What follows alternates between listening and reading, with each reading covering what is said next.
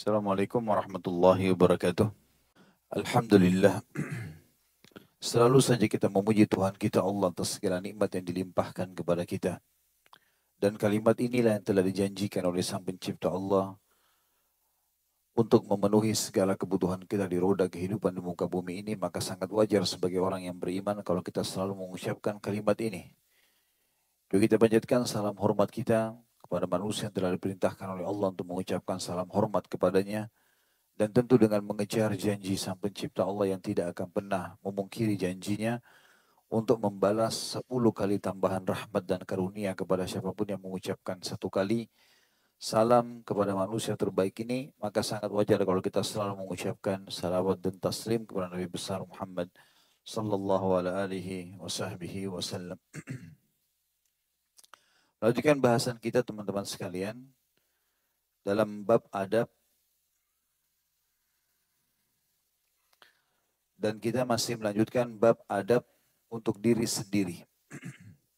Sebelumnya kita sudah pernah membahas ada 4 poin sebenarnya berhubungan dengan adab terhadap diri sendiri ini menurut Syekh Abu Bakar rahimahullah. Yang pertama taubat, sering kembali ke jalan Allah Subhanahu wa taala, merasa bersalah, dan Allah sangat gembira dengan hamba-hambanya yang suka merasa bersalah kemudian memohon maaf kepadanya, atau bahasa lain adalah bermanja tanda kutip dengan Sang Pencipta Allah, berkeluh kesah kepadanya, bergantung, memohon, merengek, semuanya. Bahasa apapun yang kita butuhkan sebagai orang yang membutuhkan, maka itu hal yang sangat positif untuk diucapkan oleh seorang hamba kepada Sang Pencipta Allah. Yang kedua, adab terhadap diri sendiri adalah muraqabah. Dan makna muraqabah adalah bagaimana seorang muslim selalu merasa diawasi oleh Allah. Bagaimana teman-teman sekalian kalau kita berada di kantor kita, kemudian di sana sini ada CCTV, kalau di zaman sekarang. Kita selalu merasa diawasi. Mungkin CCTV itu ditaruh di kantor kita atau di ruangan kita ada 1 atau 2. Dan bisa dilihat dari semua sisi. Saya yakin kita akan sangat berhati-hati sekali dalam melakukan gerak-gerik. Apalagi suaranya bisa terekam, gambarnya terekam. Dan kalau baik, maka akan dinilai baik oleh perusahaan. Dan kalau buruk, akan dinilai buruk. Bahkan bisa berakibat fatal, dikeluarkan dari perusahaan. Itu sebenarnya salah satu contoh saja. Dan pengawasan Sang Pencipta Allah jauh lebih luas daripada itu. Karena semua yang ada di sekitar kita ini akan menjadi saksi pada hari kiamat. Udara yang sedang kita hirup, kalau seseorang sedang berbuat ketaatan, maka udara yang kita hirup seperti tadi kita sholat isya misalnya. Alhamdulillah Allah berikan taufiknya kita bisa sholat berjamaah. Maka karena saat kita menghirup udara tadi, berapa kali kita menghirup oksigen? Allahu alam yang kesekian juta kali kita menghirupnya. Nanti hari kiamat, oksigen yang kita hirup tadi dan sekarang pun pada saat ta'lim ini, yang kesekian juta kali masuk, yang kesekian juta kali yang keluar, semua akan jadi saksi pada hari kiamat. Kalau saya pada saat sedang dihirup oleh orang ini, ya Allah, dia sedang berzikir, dia sedang di majelis ilmu, dia sedang sholat, atau sebaliknya, dia sedang melakukan kemaksiatan, dia sedang menyanyi-nyanyi, dia sedang merayu perempuan yang tidak halal bagi dia atau laki-laki, atau apalah ya, dia sedang menghidup sesuatu atau harta haram. Maka ini semua akan jadi saksi pada hari kiamat. Kuping kita akan menjadi saksi terhadap semua yang didengar. Ya. Kemudian hati, tangan, kulit, semuanya. Dalam Al-Quran banyak sekali ayat berbicara masalah itu. Semua akan menjadi saksi pada hari kiamat. Di antaranya adalah hadis Bukhari yang berbunyi, kata Nabi SAW, nanti akan datang orang pada hari kiamat menolak semua kesaksian yang Allah berikan. Dari malaikat, dari benda-benda yang ada di sekitarnya. Ya. Udara, air, apalah cahaya, ini semua akan jadi saksi pada hari kiamat. Dia tolak semua. Tidak ada ya Allah, saya percaya. Baik, siapa yang kau percaya? Diriku sendiri. Lalu Allah mengunci mulutnya dan Allah membuat seluruh anggota tubuhnya bicara.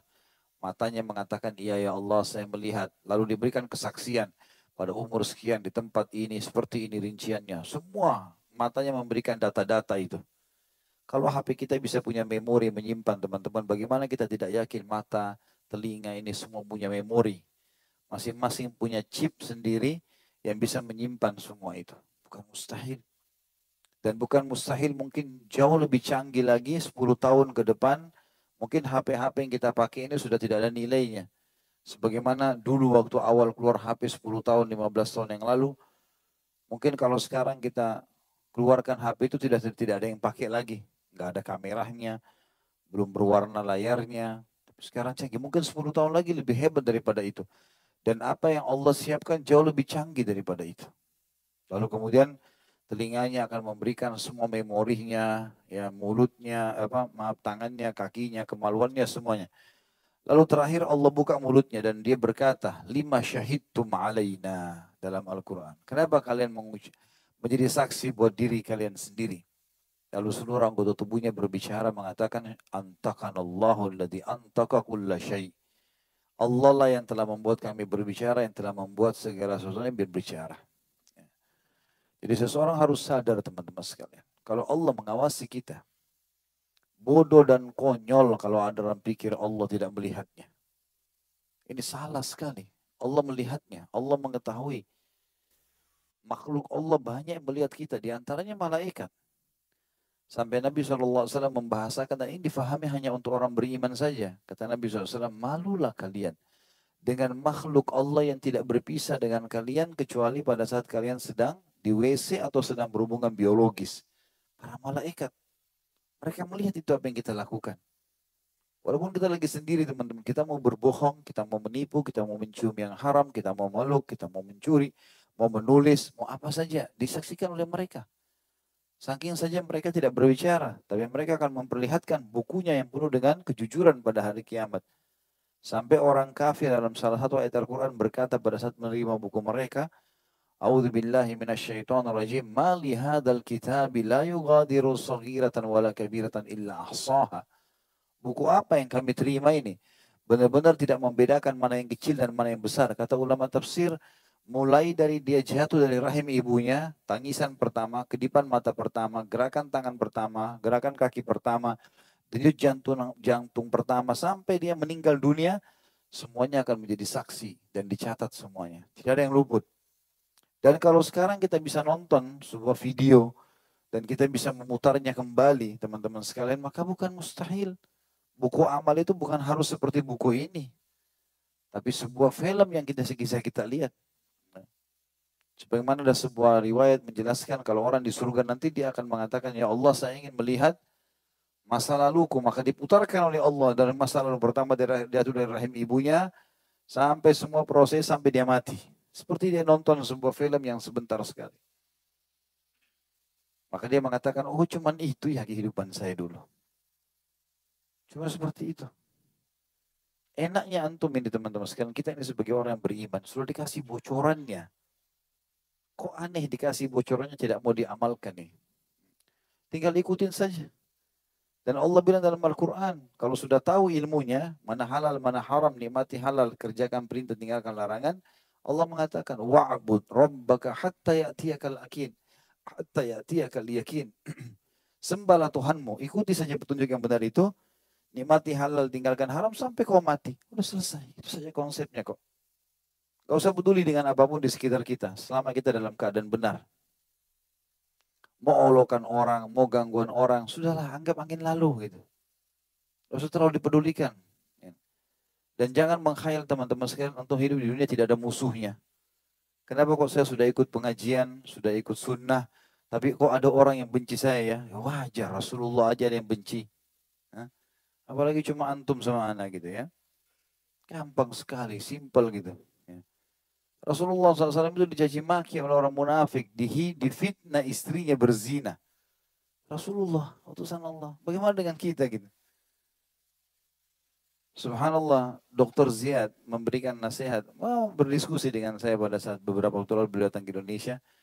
Beliau bilang, ya Khalid, kalau harapan setiap muslim selalu jempol orang begini ke dia, itu mengkhayal.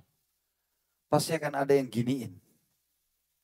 Kan di medsos sekarang kan ada begini ya. Masa begini semua? Orang nggak bisa milih yang begini gitu ya. Wajar itu. Tapi nggak usah pedulikan ya selama kita benar. Ya. Selama kita benar jalan saja, karena pasti akan ada itu. Kalau para nabi-nabi saya tidak luput dari gangguan orang-orang seperti ini, apalagi kita gitu ya. Cuma tidak penting bagi kita itu, karena ada Allah SWT yang mengawasi. Dan Allah punya cara menyelesaikan masalah. Bayangkan teman-teman, pikirkan teman-teman baik-baik. Kalau kita yang menyelesaikan perkara kita, kita akan pakai cara kita dan belum tentu berhasil. Tapi kalau kita kembalikan kepada Allah, Allah yang selesaikan aman. Antum makan, minum, tidur, jalani aja. Nanti selesai sendiri semua itu. Fitnahnya, gibahnya orang, utang tidak bayar. Nanti selesai semua. Itu lebih baik. Tenang-tenang aja. Rel kereta antum biarin jalan. Udah. Biarin aja mereka yang tertinggal. Oh ini sudah berarti tagih. Tidak mau dibayar. Ya sudah. Tawakal Allah. Jalan hidup. Kehidupan jalan. Ya. Itu akan menjadi pahala buat saya. Jalan. Ada orang gibah.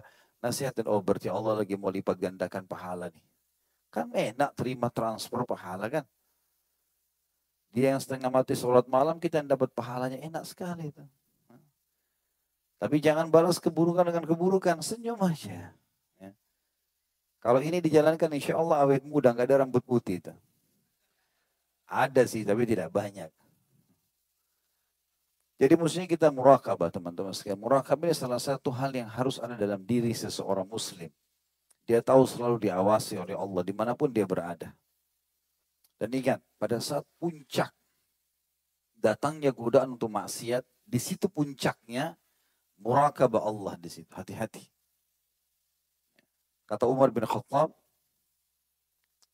ketahuilah sebelum matamu tertuju kepada sesuatu yang haram, ketahuilah bahwasanya Sang Pencipta yang mengawasimu lebih dulu mengawasi matamu yang akan melihat itu. Sebagian ulama salaf berkata, jangan kau lihat kecilnya dosa yang sedang kau langgar, tapi lihat siapa yang sedang kau langgar. Sekali lagi, jangan lihat kecilnya dosa itu. Cuma lihat saja, cuma dengar saja. Jangan lihat itunya. Lihat kepada siapa yang kamu langgar. Yang sedang kita langgar di Sang Pencipta. Gak bisa main-main. Memang betul dia maha penyayang, maha pengampun. Tapi dia juga keras siksaannya. Ya. Maka harus kita hati-hati daripada kita mengharap Allah memaafkan kita. Lebih baik kita berharap Allah tambahkan rahmatnya. Kan lebih baik ya. Walaupun sebenarnya kita berharap diampuni dosa adalah salah satu ibadah. Tetapi teman-teman sekalian, daripada kita berbuat dosa lalu berharap Allah maafkan, lebih baik kita sekaligus beramal soleh yang kita tambah lipat gandaan pahala kita. Bisa difahami ini? Ya. Jadi jangan luangin waktu. Saya sudah berapa kali ulangi, renungi itu. Dosa bukan untuk dicoba. Dosa untuk di apa? Diketahui dan dijauhi. Kan gitu. Bukan untuk dicoba. Gak usah kita tahu. Gak usah coba-coba. Gak perlu. Saya mau coba itu zina. Enak gak? Gak usah.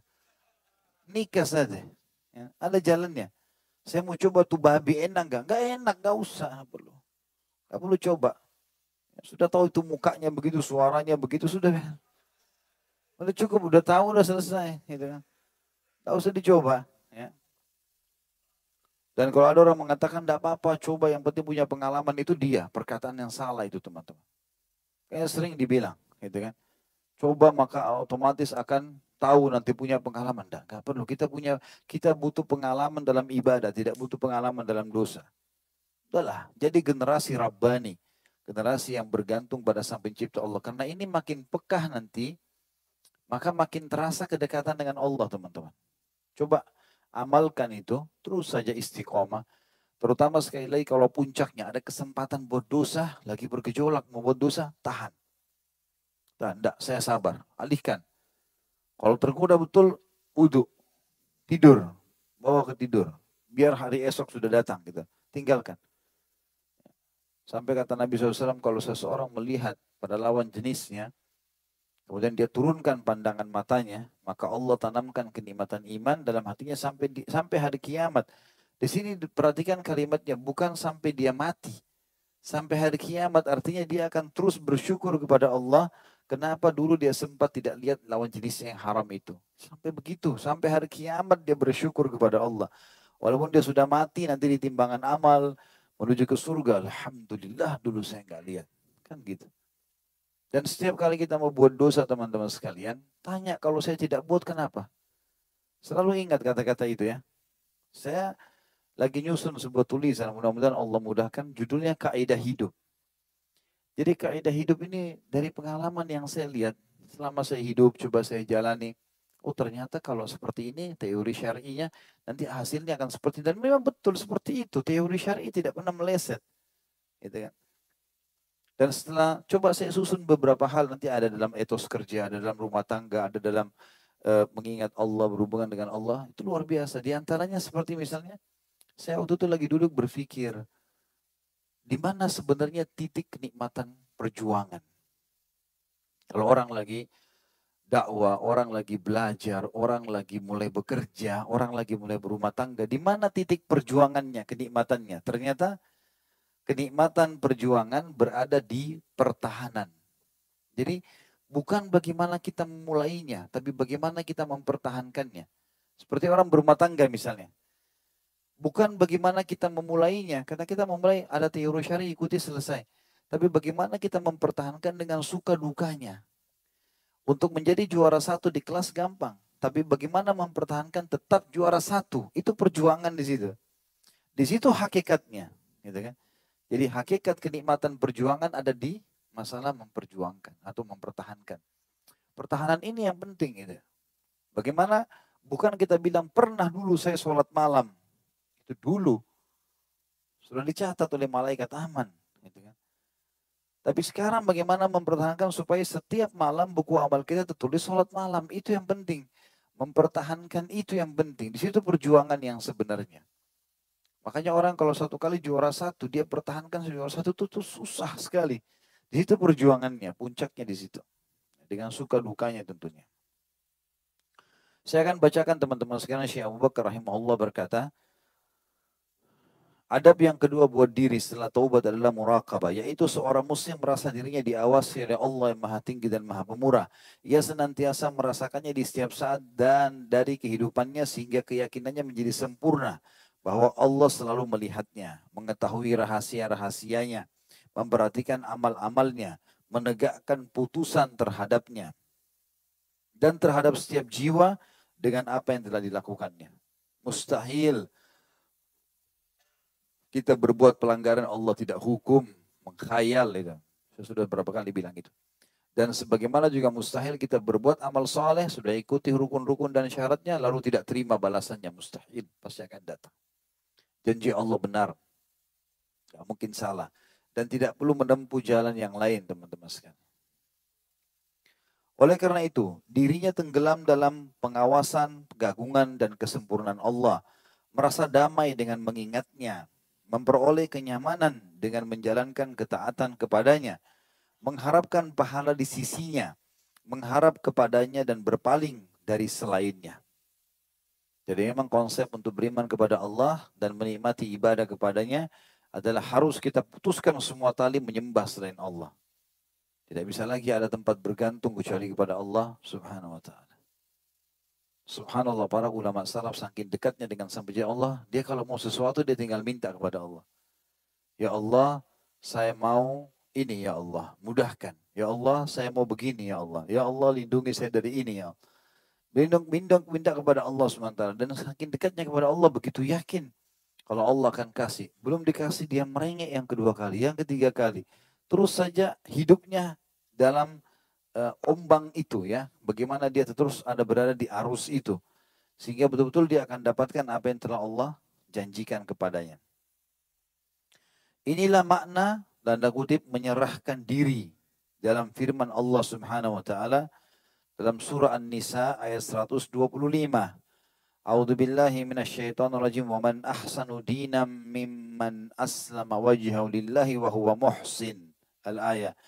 Dan siapakah yang lebih baik agamanya daripada orang yang ikhlas menyerahkan dirinya kepada Allah, sedang dia pun mengerjakan kebaikan. Juga dalam firman Allah Subhanahu wa taala dalam surah Luqman ayat 22. A'udzu billahi minasyaitonir rajim. Wa may yuslim wajhahu ila Allah wa huwa muhsin faqad istamsaka bil urwatil wuthqa. Ini ayat agung sekali. Luqman 22. Dan barang siapa yang menyerahkan dirinya kepada Allah. Artinya sudah Allah perintahkan kerjakan, Allah larang jauhi. Konsep hidup sampai mati. sedang dia adalah orang yang berbuat kebaikan, terus dia praktikkan teori syar'inya itu, maka sungguhnya dia telah berpegang kepada buhul tali yang sangat kokoh. Tidak akan ada yang bisa goyahkan dia. Udah prinsip dasar halal halal, haram haram. Jalani. Itu semua semakna dengan apa juga yang Allah suruhkan dalam firman-Nya di ayat yang lain surah Al-Baqarah ayat 235. A'udzu billahi minasyaitonir rajim wa'lamu annallaha ya'lamu ma fi anfusikum fahdharuh wa'lamu annallaha ghafurun halim. Ketahuilah, pelajarilah, yakinilah bahwasanya Allah mengetahui apa yang ada di dalam hati kalian. Maka takutlah kepadanya.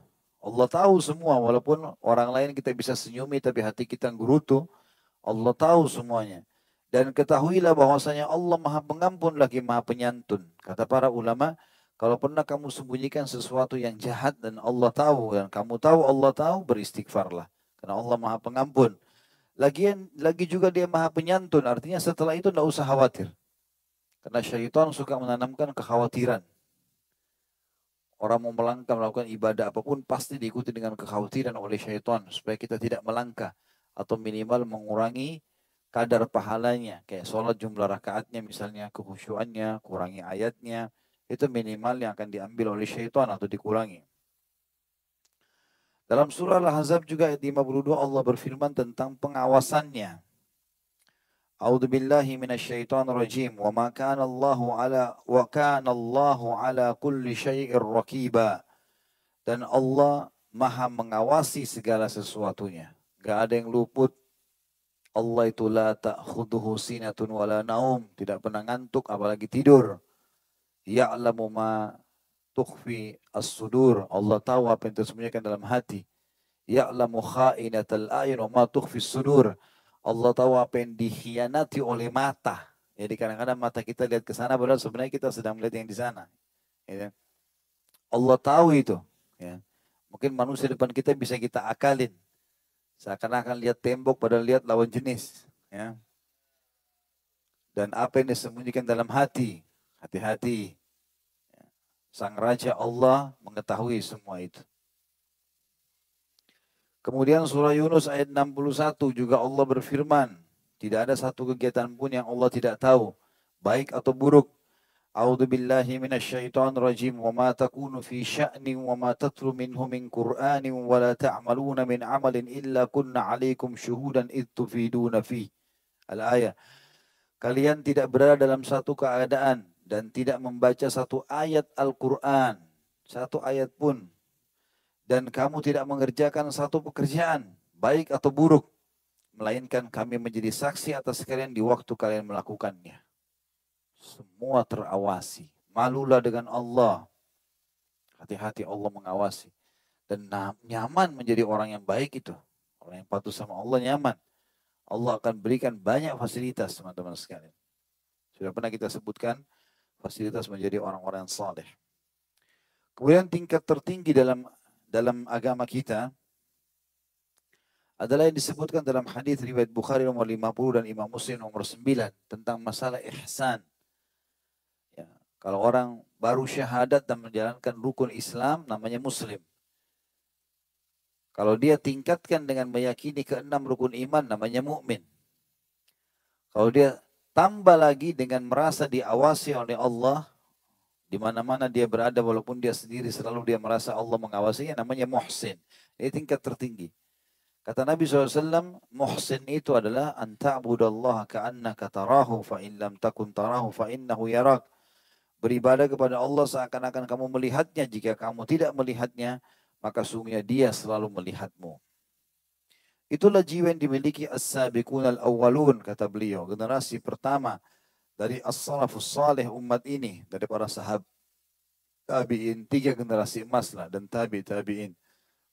Ketika mereka merasa jiwanya seperti itu sehingga keyakinan mereka sempurna dan mereka sampai pada derajat orang-orang yang didekatkan kepada Allah. Berikut ini athar-athar mereka. Athar artinya riwayat yang datang dari para orang-orang soleh terlebih dahulu. Sebelum kita maksudnya. Yang pertama dikatakan kepada Junaid rahimahullah. Salah satu tabi'in yang masyhur dengan kesolehannya. Dengan apa kita menundukkan pandangan?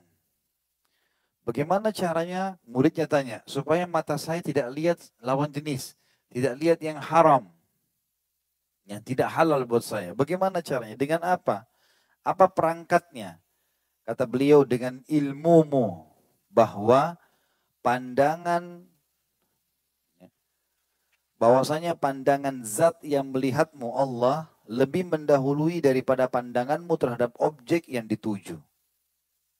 Ini tentu level yang sangat tinggi dari orang saleh. Dia faham kalau dia melihat yang haram, dia menyentuh yang haram, Allah sedang melihatnya dan sedang melarang. Jangan, jangan. Ilmu agama, seperti teman-teman sekarang lagi belajar agama ini, maka itu akan menjadi seperti pengontrol, pengawas. Kita kalau belajar agama, teman-teman bubar dari majelis taklim, terbawa seperti ada banyak bodyguard kita. Mau buat ini, jangan. Mau buat itu, jangan. Kita lagi mau malas ibadah, kerjakan. Kita kayak dijaga. Itu ilmu syar'i, menjaga kita seperti itu. Jangan disia-siakan teman-teman. Karena dia bisa hilang. Kalau kita datangkan teman-teman yang lain, maksiat, maka ilmu ini akan hilang. Dia akan pergi. Gitu kan? Tapi selama kita tetap menjadikan dia sebagai teman kita, maka akan kita terjaga di situ. Terjaga. Awasi diri ini. Sufyan ats-Tsauri yang kedua rahimahullah, ulama tabi'in yang masyhur juga, tinggal di Mekah tentunya. Hendaknya engkau selalu merasa diawasi oleh zat yang segala sesuatu tidak tersembunyi darinya. Hendaknya engkau selalu berharap kepada zat yang pasti menepati janjinya. Dan hendaklah engkau selalu takut kepada zat yang kuasa memberi hukuman. Ini statement yang luar biasa, 3 pesan beliau. Yang pertama adalah, hendaklah engkau selalu merasa diawasi oleh zat yang segala sesuatu tidak tersembunyi darinya. Apa saja Allah tahu. Bahkan makanan yang ada di dalam perut semut yang kecil pun Allah tahu. Apapun yang mengalir dalam darah kita Allah tahu. Apapun yang kita niatkan dalam hati Allah tahu. Ini pengawasan yang puncaknya. Bagaimana seseorang menanamkan di dalam hatinya. Sehingga dia selalu diawasi oleh Allah. Kemudian yang kedua, hendaklah engkau selalu berharap kepada zat yang pasti menepati janjinya. Maksudnya jangan bergantung kepada selain Allah. Mohon aja sama Allah, apa saja. Merengek sama Allah, selama itu halal minta. Belum dikasih, beristighfar. Ya Allah, kalau ada penghalang terhadap terima doaku ini, angkat semua hijab-hijab yang bisa menahan doaku kepadamu ini. Ya Allah, terimalah istighfar kepada Allah, bersedekah, ikhtiar. Pasti akan datang. Allah janjinya nggak mungkin dipungkiri. Cuma kadang-kadang ada yang menjadi penghalang itu. Seperti sabda Nabi SAW, tidak ada orang yang tersebar riba di antara mereka dan zina, kecuali Allah akan tahankan air dari langit. Artinya rezeki dari langit tertahan. Berarti maksiat bisa menjadi penyebab rezeki itu bertahan. Tidak terbukanya rezeki tadi. Yang ketiga, hendaknya engkau selalu takut kepada zat yang kuasa memberi hukuman. Artinya, kemanapun kita mau berusaha melarikan diri, Allah bisa menghukum kita setiap saat. Bagaimana seseorang di antara kita merasa aman teman-teman, padahal setiap saat bisa sakit perut, setiap saat bisa encok, setiap saat bisa pincang, setiap saat bisa buta. Ya. Rata-rata orang kalau kita tanya masalah buta, maka mereka bilang dulu saya pernah melihat, terus sekarang sudah hilang. Dulu saya pernah mendengar, sekarang sudah tidak mendengar. Dulu tangan saya ini main olahraga, suka megang bola, basket atau apa saja. Sekarang sudah stroke, nggak bisa bergerak, dan seterusnya. Ya. Maka Allah bisa menghukum setiap saat. Bagaimana kita merasa aman ini? Bagaimana kita merasa nggak masalah? Kalau kita takut dengan atasan kita yang bisa memberhentikan dari tempat kerja sementara dia bisa saja luput darinya, bisa pulang ke rumah sementara Allah tidak. Allah melihat secara langsung, Allah awasi dengan malaikat, amal-amal kita menjadi saksi buat kita. Yang ketiga, Abdullah bin Mubarak rahimahullah berkata kepada seseorang, hai pemuda, merasalah selalu diawasi Allah. Pemuda tersebut bertanya kepadanya tentang muraqabatullah. Merasa selalu diawasi Allah, maka ia berkata kepadanya, jadikanlah dirimu seakan-akan senantiasa melihat Allah Azza wa Jalla. Artinya tahu kamu Allah, kamu bisa lihat. Ya. Walaupun Allah SWT belum memperlihatkan dirinya di dunia. Gitu kan. Tapi seorang mukmin dengan keyakinan dia tahu itu. Nah, sudah pernah kita jelaskan di bab awal masalah beriman kepada Allah di akidah, tidak semua yang tidak terlihat oleh mata manusia berarti tidak ada. Kan gitu. Seperti rasa sakit, rasa suka, rasa sedih, kita bisa rasakan tapi tidak terlihat. Begitulah kemahakuasaan Allah yang gaib dan nyata semuanya itu ada. Sebagaimana sang pencipta juga ada. Yang keempat, Abdullah bin Dinar rahimahullah berkata, aku keluar bersama Umar bin Khattab ke Mekah. Lalu kami singgah untuk istirahat di salah satu jalan. Tiba-tiba seorang pengembala turun dari gunung melewati kami. Umar berkata kepadanya, hai pengembala, juallah kepada kami seekor kambing dari kumpulan kambing itu. Lalu si pengembala berkata, sungguhnya kambing ini ada yang punya. Umar berkata, katakanlah saja kepada tuanmu bahwa kambing tersebut telah dimangsa oleh serigala. Kebetulan orang ini tidak tahu kalau ini Umar bin Khattab. Ini bukti bagaimana murakabahnya si pengembala kambing. Ya. Lalu budak itu atau pengembala itu berkata, di manakah Allah? Lalu Umar menangis dan keesokan harinya Umar mendatangi tuan si pengembala tersebut. Kemudian membeli budak tersebut dari tuannya lantas beliau memerdekakannya. Dalam riwayat yang lain, bahwasanya waktu Umar bilang, gak masalah, bilang saja dimakan serigala, kamu bisa ambil duitnya, kambing kami dapat. Dirayu oleh Umar, mau dilihat sejauh mana orang ini. Maka tiba-tiba orang itu menangis terisak-isak. Kata Umar, kenapa kau menangis? Dia bilang, kalau Tuanku tidak lihat, bagaimana dengan Tuhanku yang sebenarnya? Tuhan tidak lihat, bagaimana dengan Tuhanku? Gitu kan. Maka Umar pun ikut menangis dan akhirnya Umar membebaskan budak tersebut dengan membelinya. Gitu kan. Jadi bagaimana seseorang memang menjadikan itu sebagai perangai dirinya, ya, termasuk selalu merasa diawasi oleh Sang Pencipta Allah SWT. Ini kita akan bahagia. Dengan cara seperti ini kita akan merasa terawasi selalu. Ya. Yang kelima, diceritakan dari seorang yang soleh bahwasanya ia melalui satu kaum yang saling berlemparan. Ada salah seorang yang duduk jauh dari mereka, lalu orang soleh mendatangi dan hendak menanyainya. Ia berkata kepadanya, zikrullah lebih lezat. Ia berkata, engkau sendirian? Ia berkata, Tuhanku dan kedua malaikatku bersamaku. Lalu ia berkata lagi, siapakah yang lebih unggul dari mereka? Lalu ia berkata, orang yang diampuni oleh Allah. Lalu orang itu berkata lagi, kemana arah jalan? Lalu ia menunjuk ke arah langit, lantas ia berdiri dan berjalan. Maksudnya adalah ada seseorang lagi lewat di satu tempat, ada dua kelompok yang lagi berfoya-foya. Saling melempar sini maksudnya berfoya-foya. Gitu kan? Lagi saling syair ini syair itu. Nonton perempuan menari, minum minuman keras, orang lagi mabuk-mabukan. Ada satu orang tidak ikut-ikutan, di pojok sekali. Orang solehnya lewat lalu didatangi. Belum dia bertanya, orang itu sudah mengatakan, zikrullah lebih lezat. Kebetulan kata sebagian ulama menanggapi kisah ini mereka dalam perjalanan. Sehingga orang soleh itu nggak bisa berpisah diri dari mereka, makanya menjauh saja. Gitu kan. Kemudian orang ini yang soleh lewat bertanya berkata lagi, apakah engkau sendirian di sini? Dia bilang, tidak. Aku bersama Tuhanku dan kedua malaikatku. Ya. Tak pernah aku sendiri. Memang itu hakikatnya. Seorang mukmin harus tahu, dimanapun, di kamar mandi, di pasar, di gunung, di hutan, tidak pernah kita sendiri. Tidak ada kata-kata sendiri. Ada malaikat kiri kanan yang mendampingi kita dan sip-sipan ada dua ini pergi melapor, yang satu lagi datang. Dan Allah lebih tinggi daripada itu yang sedang mengawasi kita. Dia bilang, Tuhanku dan kedua malaikatku bersamaku. Lalu orang soleh itu bertanya lagi, siapa yang lebih unggul dari mereka? Maksudnya, kira-kira dari orang-orang yang sudah berbuat foya-foya ini, siapa yang dianggap berhasil di sini, yang baiklah, paling tidak dari kelompok yang berangkat sama kamu ini. Dia bilang orang yang berhasil diampuni sama Allah. Kalau ada di antara mereka yang taubat, lalu Allah ampuni, itu sudah keberuntungan yang luar biasa. Lalu kemudian ditanya, kemana sebenarnya jalan? Malam-malam gelap begini, saya mau jalan. Kemana jalan yang benar? Maka dia mengatakan ke atas, ke langit. Lalu orang itu meninggalkan si orang soleh yang sedang lewat tadi. Dan ini bahasa-bahasa sebenarnya teman-teman sekalian, bahasa orang-orang yang sudah menikmati hubungannya dengan Sang Pencipta Allah. Sudah nggak ada kata-kata sendiri. Mau dia sendirian tinggal, mau dia berdua, mau dia rame-rame, mau dia lagi di tempat umum, mau lagi tempat yang khusus, semuanya tetap saja dia merasa diawasi oleh Sang Pencipta Allah SWT. Dan kalau kita kerjakan ini teman-teman, apapun yang haram kita tinggalkan, ada kelapangan jiwa pada saat kita kerjakan itu. Tinggalkan saja kemaksiatan, kerjakan saja ibadah. Maka kita akan merasakan kelapangan jiwa. Yang keenam, diceritakan bahwa Zulaikha ketika berduaan dengan Nabi Yusuf alaihissalam, istri raja yang berusaha menggoda Yusuf untuk berzina. Ia berdiri lalu menutupi wajah berhalanya. Jadi kebetulan ada patung yang disembah oleh Zulaikha di situ sama suaminya di kamarnya. Dia waktu ngejar Yusuf supaya diajak berzina, Yusuf lari-lari ke sana sini.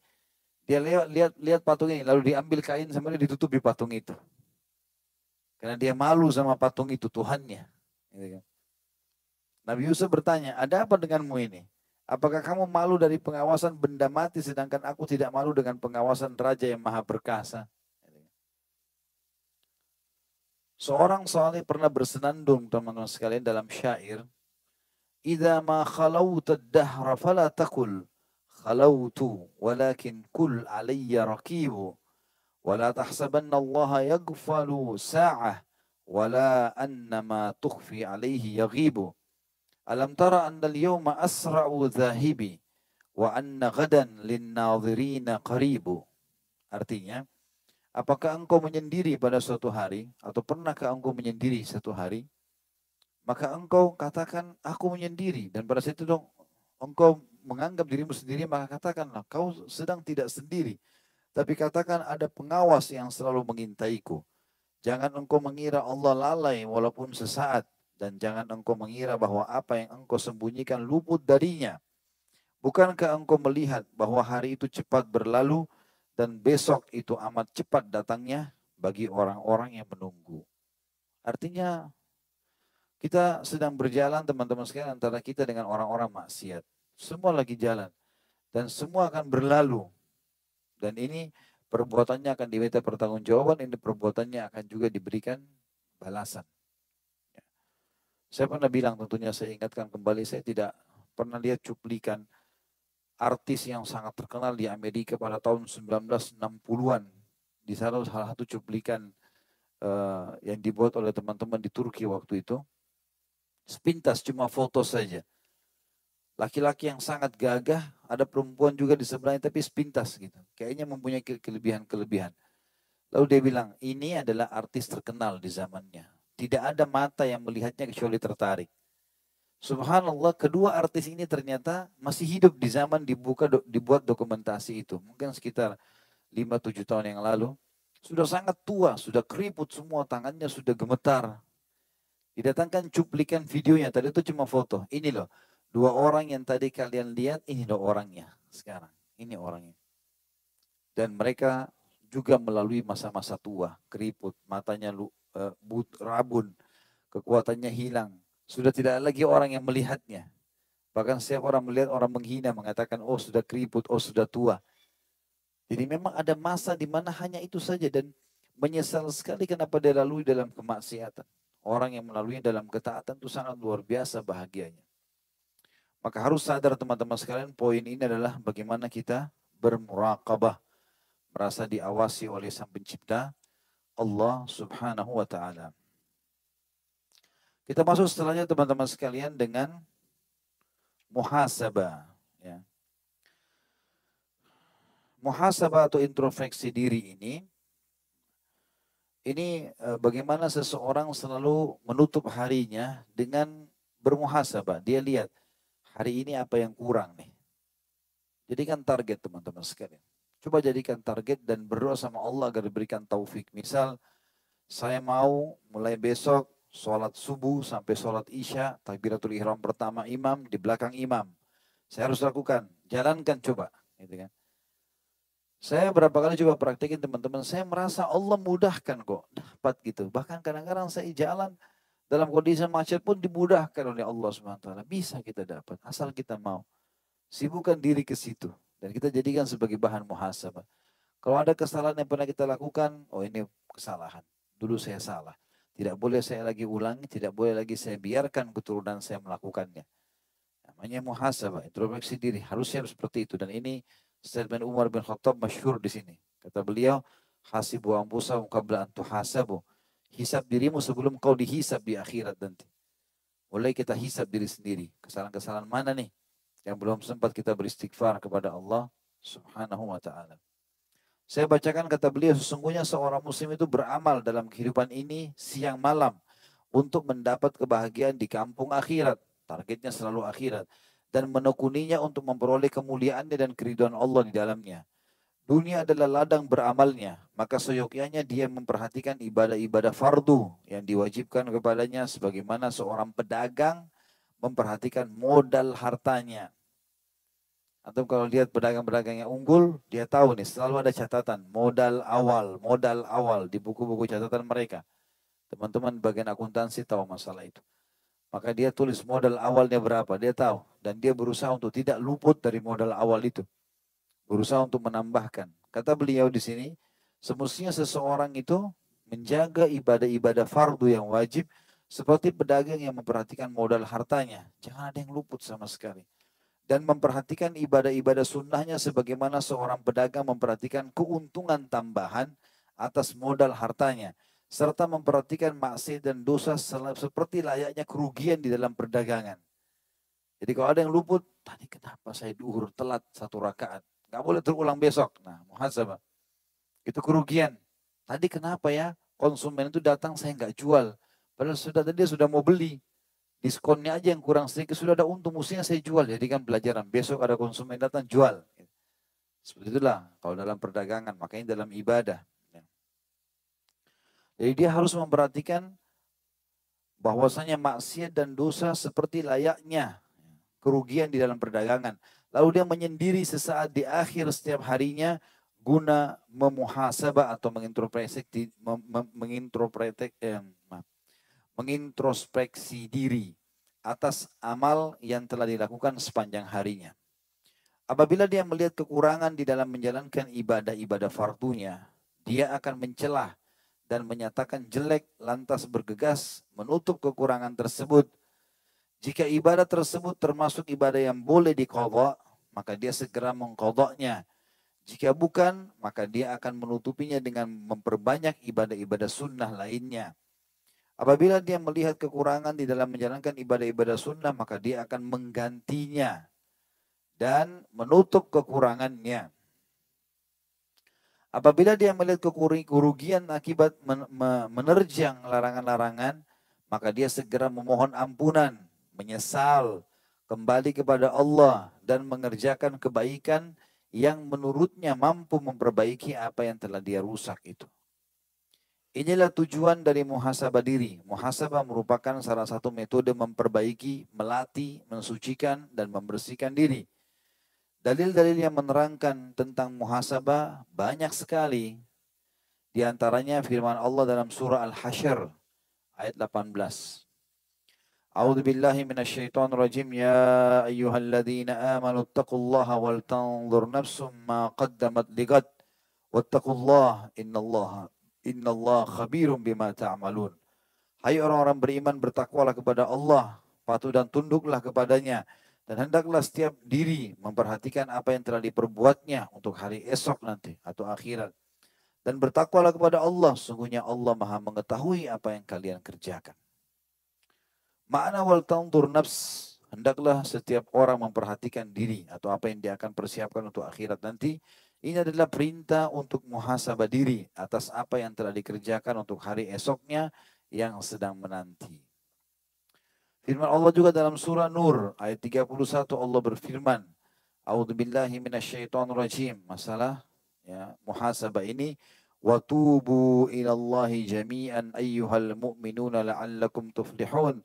Dan bertobatlah kepada Allah hai orang-orang yang beriman supaya kalian beruntung. Ya.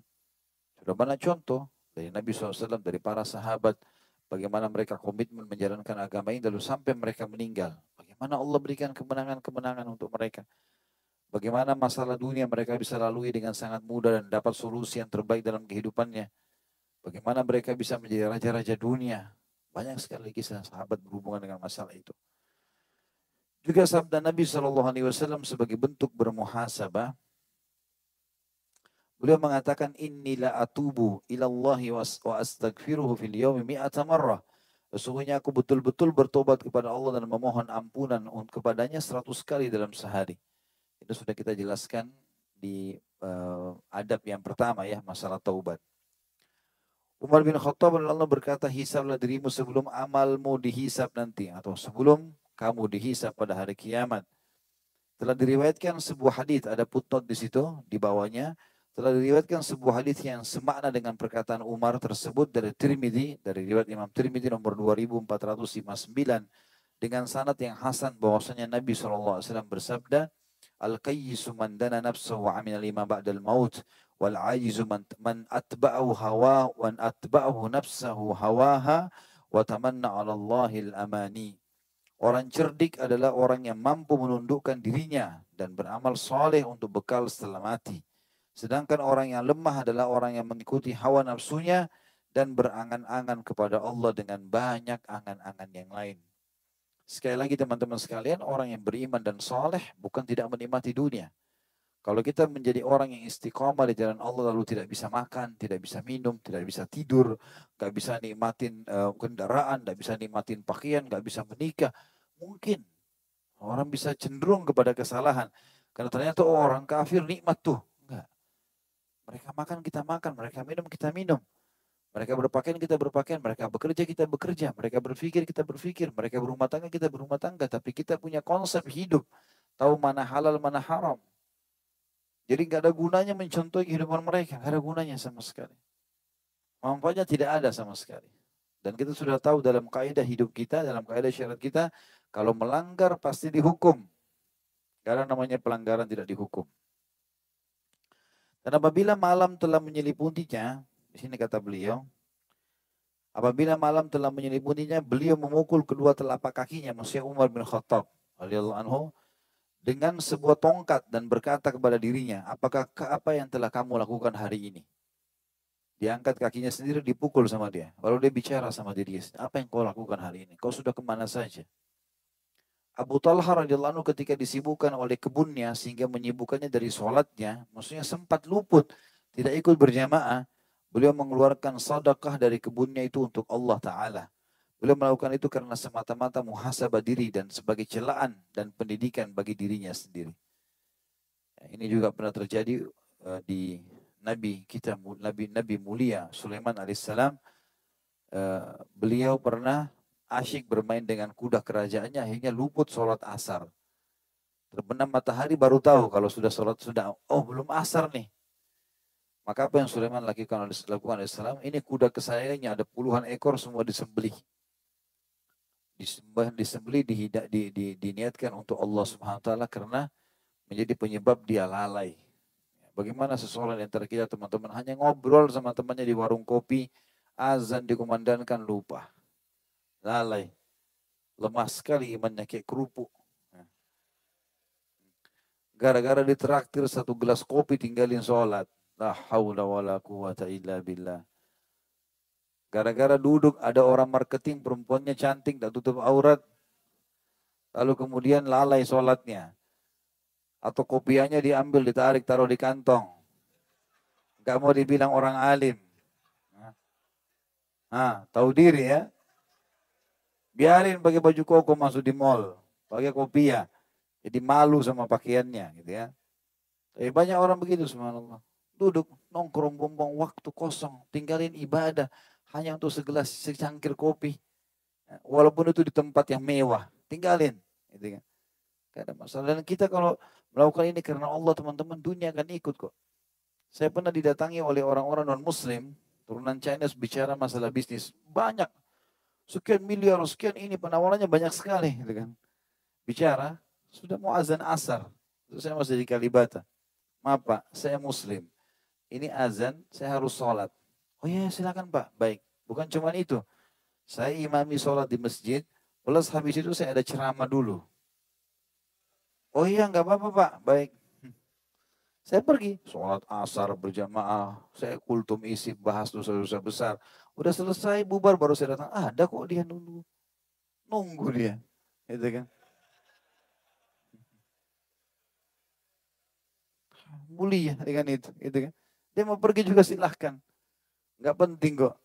Orang kata Nabi SAW, dunia ini ya tidak ada nilainya di sisi Allah. Atau bahkan selembar sayapnya lalat lebih beri daripada dunia ini. Dunia ini kecil sekali. Nggak ada nilainya. Kata Syekh Utsaimin rahimahullah, seseorang muslim harus jadikan dunia ini seperti WC. Maaf. Tempat dia masuk, keluarin hajatnya, pulang. keluar. Bukan tempat untuk jadi target utama. Sumpek, tidur sebulan, gara-gara putus cinta. Apalah, gara-gara tidak dapat pekerjaan ini, kepikiran. Oh, apa kepikiran? Jalan-jalan, kereta biarin jalan. Cari yang lain, ikhtiar, bergerak. Fa inna fi harakati barakah. Di setiap gerak ada berkah. Makanya ketergantungannya sama Allah dan akhirat. Jadi dunianya jadi kecil. Orang ini gak mau, ya sudahlah cari yang lain. Gampang. Oh, saya nggak bisa hidup, saya gila kalau nggak nikah sama dia. Bodoh ini. Hah? Gila dari mana? Nggak mau, nggak usah. Cari yang lain. Sama saja hamba Allah. Beda casing saja kok. Hah? Dikisahkan dari Ahnab bin Qais. Bahwasanya beliau mendatangi satu lampu yang bersumbu. Zaman dulu orang tidak pakai lampu kayak kita, tapi api. Sumbu yang ada apinya. Lalu beliau meletakkan jari jemarinya di atas api itu sehingga terasa panas. Ya. Lantas beliau berkata, hai Hunayf, apa yang mendorong dirimu berbuat kala itu? Apa yang mendorong dirimu berbuat kala itu? Jadi dia cuma muhasabah sampai dia rasakan panasnya api itu. Kenapa dulu kau begini? Kenapa dulu kau begini? Kenapa kau kerjakan ini? Kenapa kau tidak kerjakan itu? Maksudnya kenapa kau lakukan pelanggaran dan kenapa kau lalai dari ibadah? Dikisahkan bahwa seseorang yang soleh sedang berperang. Lalu tiba-tiba seorang perempuan tersingkap auratnya di hadapannya. Dan ia melihatnya. Maka ia mengangkat tangannya dan menampar matanya sendiri. Sehingga matanya keluar. Lalu ia berkata, sungguhnya kamu sangat memperhatikan hal yang mencelakakan dirimu. Ya.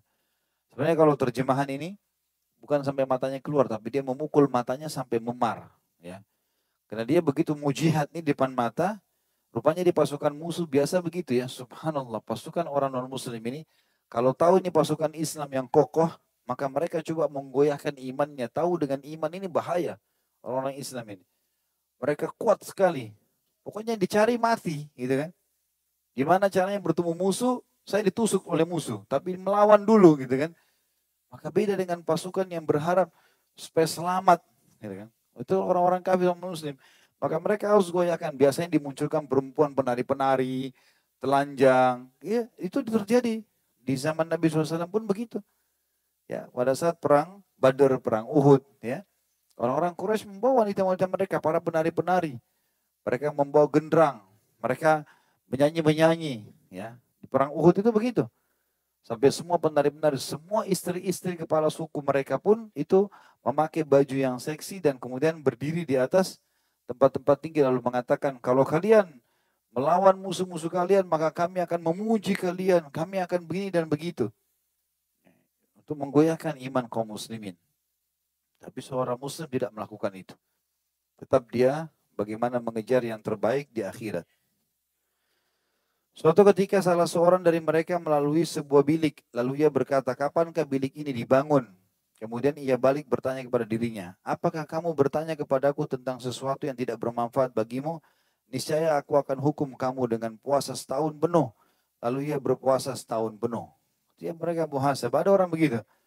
Lewat komplek perumahan. Kenapa orang ini buat rumahnya begitu ya? Ya urusan orang. Mau buat warna coklat, warna biru, mau terbalik rumahnya, mau pagarnya tajam, mau enggak, biarin aja. Yang enggak ada urusan sama kita, enggak usah ikut campur. Kalau kita bertanggung jawab, kita punya perusahaan, pegawai kita bajunya terbuka, kita sampaikan. Atau misalnya pas berpapasan memang, oh maaf, terbuka auratnya, kita ingatin misalnya, itu lain. Tapi kalau semuanya mau dicampuri untuk apa ini teman-teman sekalian? Ada orang begitu, fudul ya namanya.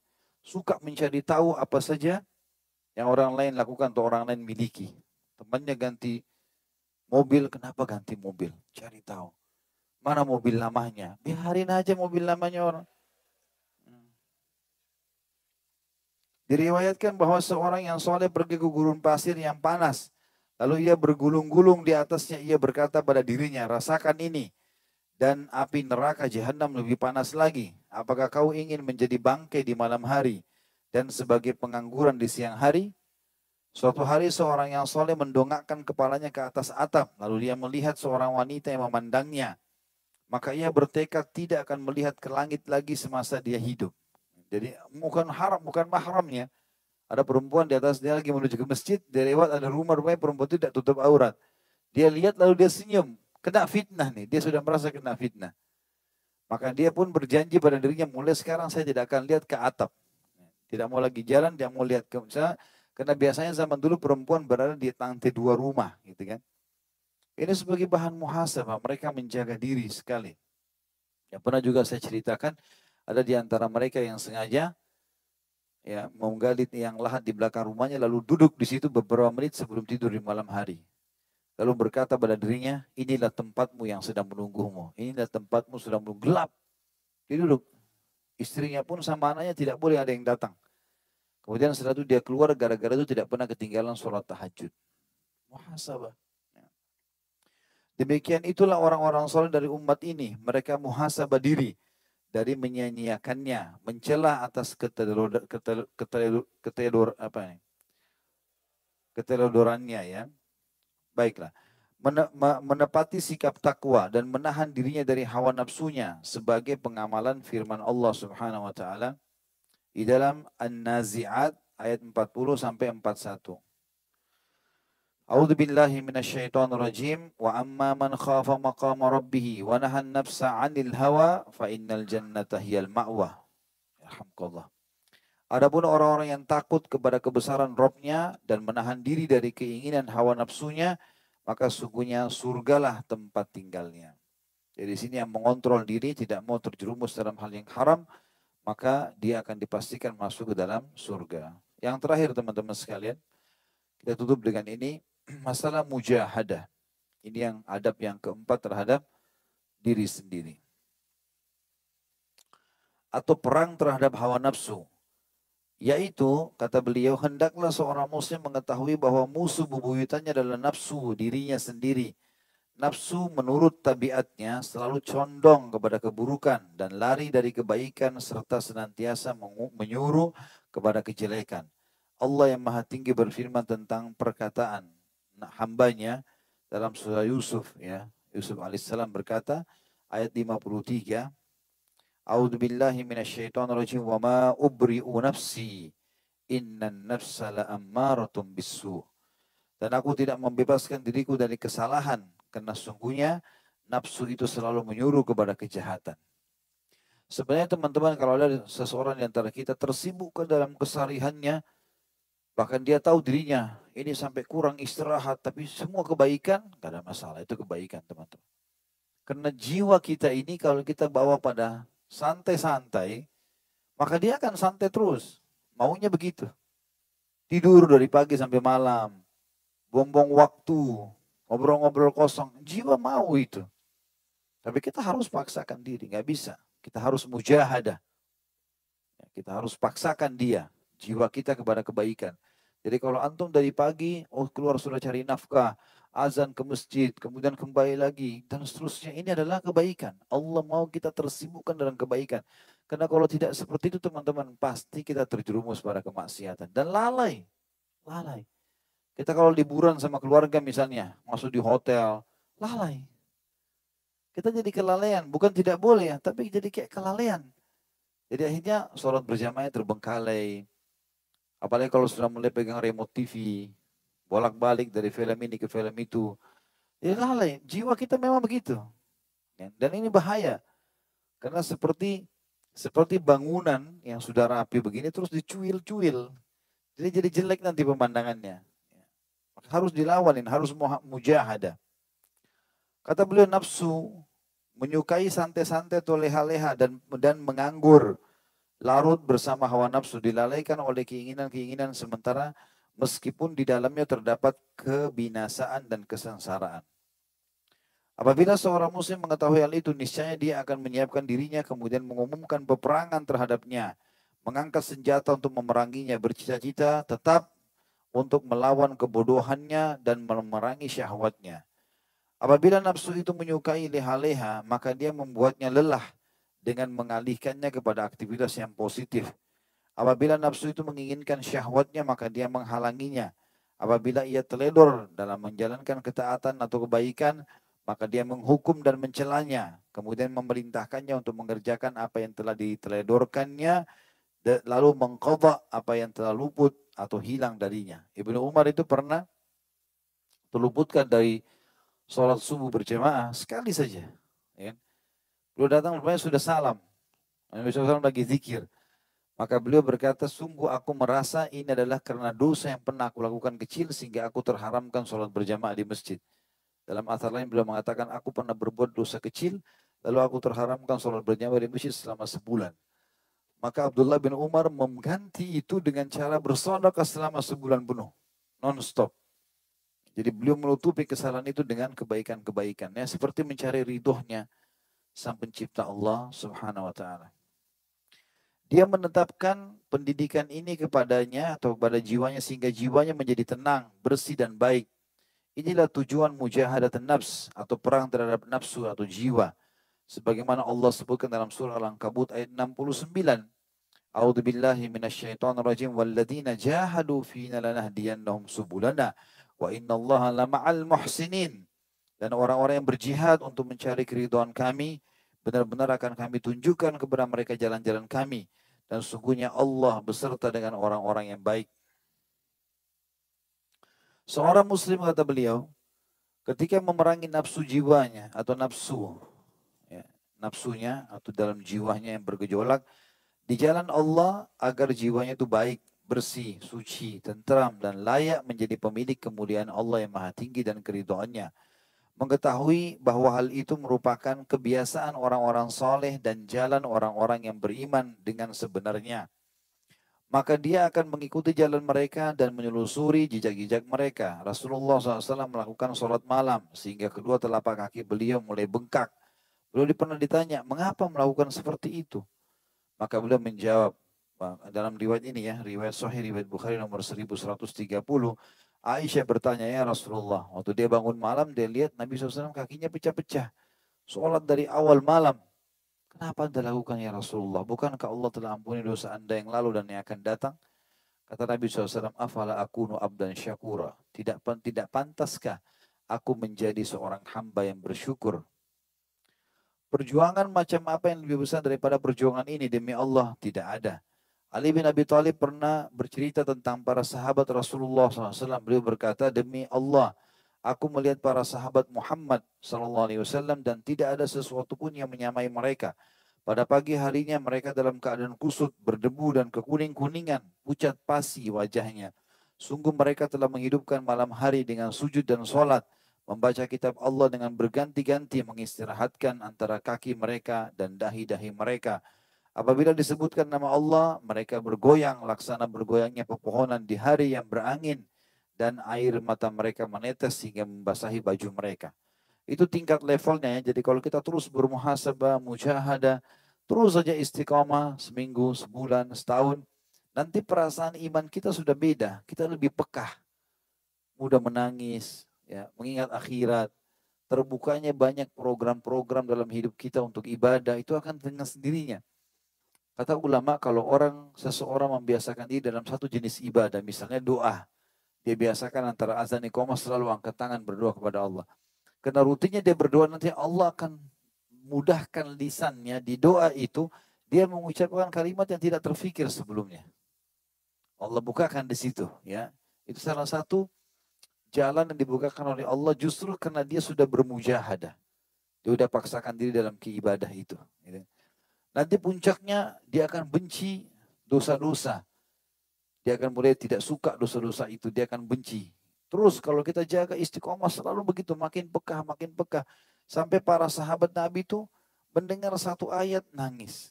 Mendengarkan peringatan mereka menangis. Melihat para sahabat yang mendahului mereka mati syahid. Mereka menangis berharap di posisinya.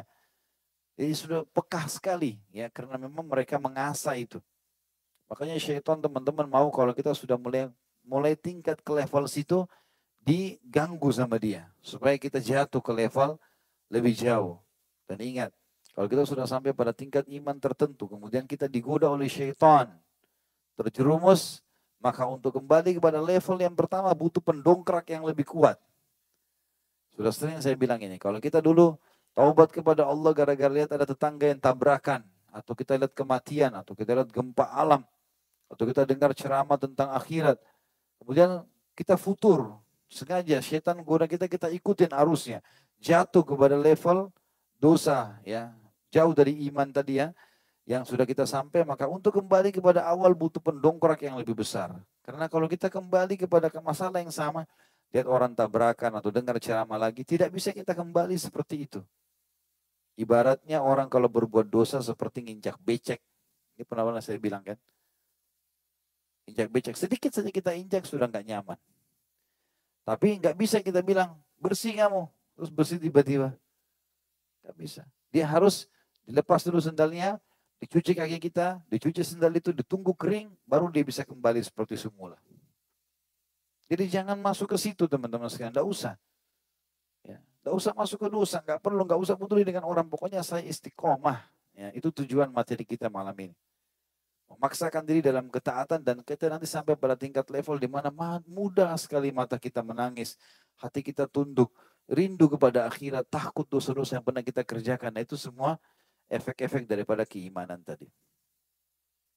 Abu Darda berkata radhiyallahu anhu, seandainya kalau bukan karena 3 perkara, maka saya tidak ingin hidup meskipun sehari di dunia. Dahaga untuk Allah pada siang hari yang panas, maksudnya puasa. Berbahagialah orang kayak tadi yang Senin misalnya puasa, berbahagialah puasa. Atau orang yang puasa dengan tidak puasa sama juga tiba di malam hari. Kecuali ajalnya datang. Menyesallah orang yang tidak puasa, kenapa nggak puasa? Apa masalahnya? Gitu kan. Malas saja. Syaitan.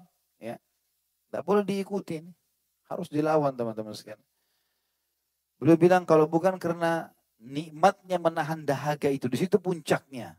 Ya, pahala. Kenyamanan. Begitu buka puasa rasakan kenikmatan. Kalau bukan karena itu saya tidak mau hidup di dunia. Yang kedua sujud kepada Allah di tengah malam. Bagi orang tidur sujud kepada Allah bermuhasabah.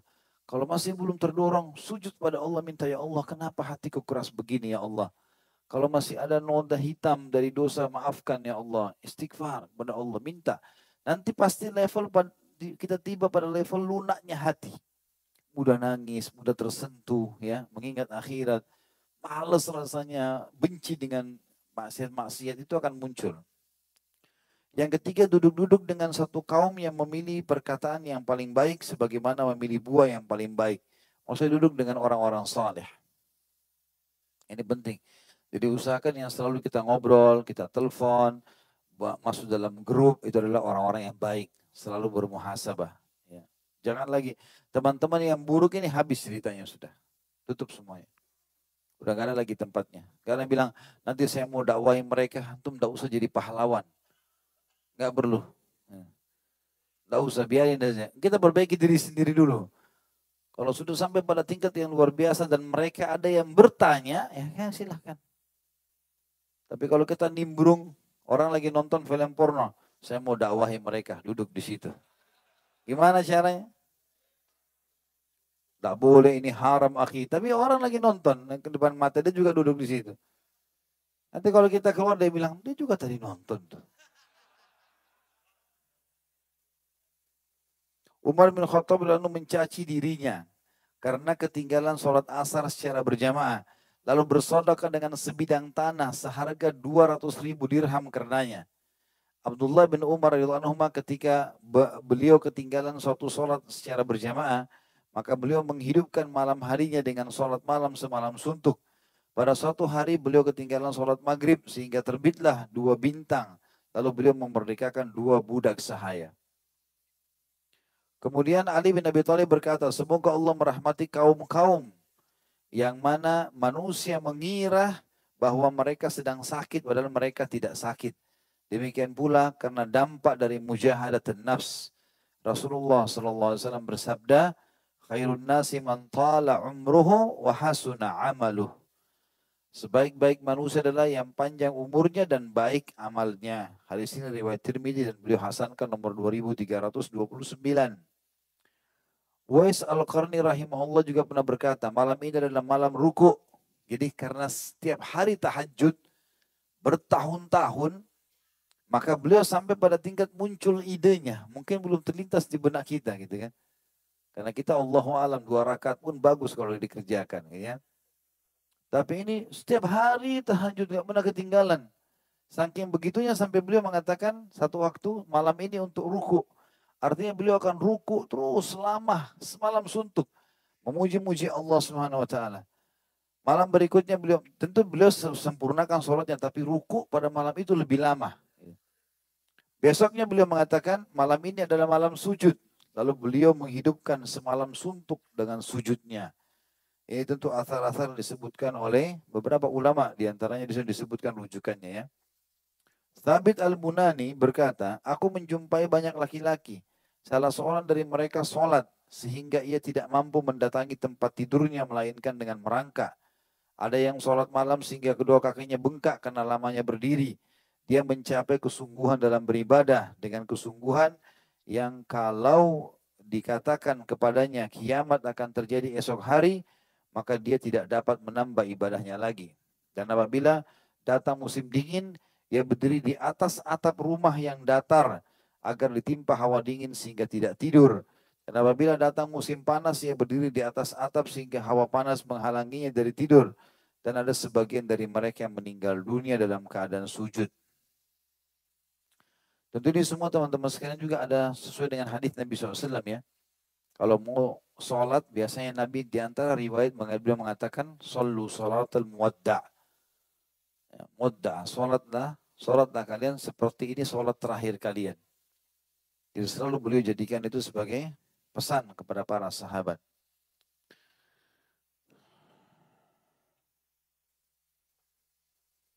Kemudian istri Masruq rahimahumullah berkata, dahulu tidaklah Masruq ini salah satu ulama tabi'in ya, didapatkan malaikat pasti kedua betisnya dalam keadaan bengkak karena lamanya berdiri dalam sholat. Demi Allah seandainya aku sholat bersamanya, pasti aku duduk di belakangnya sedangkan dirinya masih berdiri sholat. Lalu aku menangis karena iba terhadapnya. Dalam riwayat yang lain dikatakan Masruq ini atau orang lain ya, pokoknya ada seorang tabi'in, beliau selalu setiap malam mengajak istrinya, teman-teman istrinya tidur. Sampai istrinya tidur. Kata istrinya itu berjalan bertahun-tahun. Saya nggak tahu suami saya buat apa.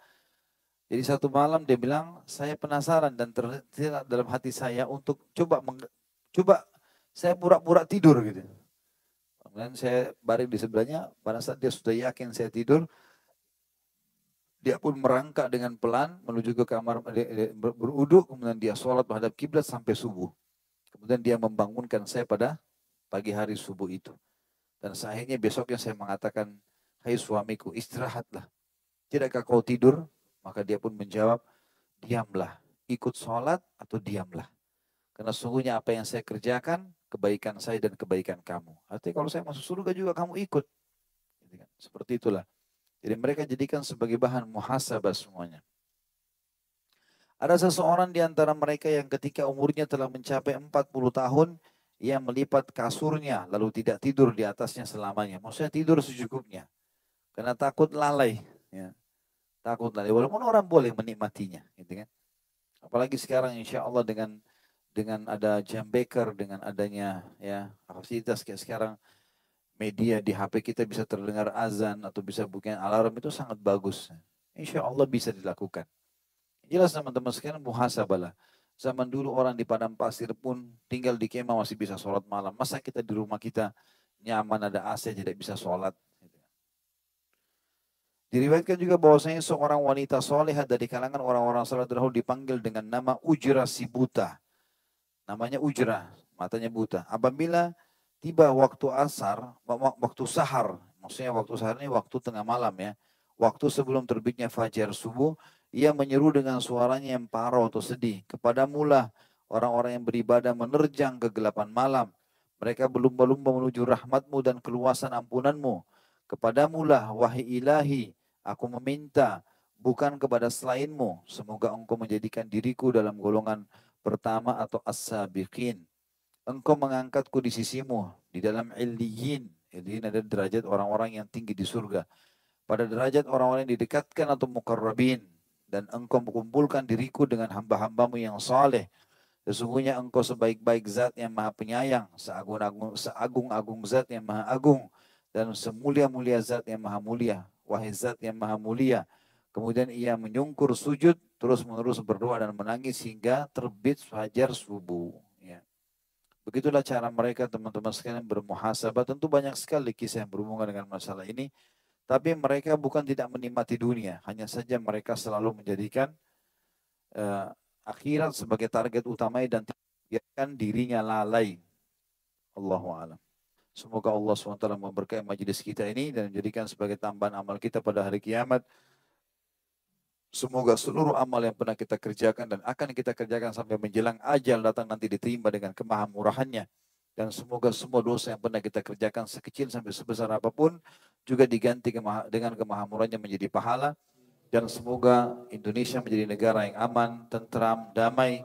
Seluruh umat Islam secara khusus di Indonesia di bawah naungan ukhuwah Islamiyah diangkat perselisihan di antara mereka dan dalam ibadah mereka kembali kepada Al-Quran dan Sunnah. Dan untuk orang-orang non-muslim dan orang fasik, mereka diberikan hidayah kepada iman dan ilmu syari yang benar. Serta Allah karunia setiap wilayah di Indonesia, tidak terkecuali pemimpin muslim yang adil yang kembali kepada Al-Quran dan Sunnah. Dan semoga Indonesia menjadi negara yang aman, tentram, dan juga menjadi contoh bagi negara-negara yang lain. Dan selalu kita doakan saudara kita di Palestina, di Syria, di Yaman, di Irak, di Myanmar, di Ahsa, di mana mereka berada sedang tertindas. Semoga Allah ikhlaskan niat mereka, terima para syuhada mereka, mudahkan Islam di tangan mereka dan tangan kita semua. Dan semoga Allah partisipasikan kita bersama mereka di pahala, baik dengan doa, dengan harta juga dengan jiwa kita. Dan semoga Allah dengan kemahamurannya menyatukan kita semua di surga Firdausnya tanpa hisab. Sebagaimana yang saya satukan kita di majelis ilmu yang mulia ini. Kalau ada benar dari Allah, kalau saya dari saya mohon dimaafkan. Subhanakallahumma bihamdika, asyhadu an la ilaha illa anta astaghfiruka wa atubu ilaik. Wassalamualaikum warahmatullahi wabarakatuh.